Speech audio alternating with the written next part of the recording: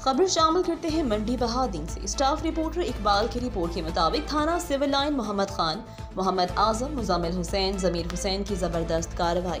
District police officer Sajid Hussain Khokhar की असला मनशियात फरोशों के खिलाफ जारी मुहिम के दौरान एसएचओ थाना सिविल लाइन उनकी टीम की जबरदस्त कार्रवाई। मुलजिम मोहम्मद अदनान गिरफ्तार, जिसके कब्जे से दौरान तलाशी 1120 ग्राम चर्स बरामद। मुकदमा 9C दर्ज और मजीद तफ्तीश जारी। इस मौका पर एसएचओ थाना civil line ASI Mohammad Khan ने रेड न्यूज से गुफ्तगू करते हुए कहा कि आरपीओ के विजन के मुताबिक डीपीओ साजिद हुसैन खोखर की हिदायत पर असले से पाक माशरा हमारा मिशन है। अब तक के लिए इतना ही। मजीद खबरों से बाखबर रहने और ताज़ा अखबार पढ़ने के लिए विजिट करें हमारी वेबसाइट rednews.pk। रैक्शन स्कूल्स,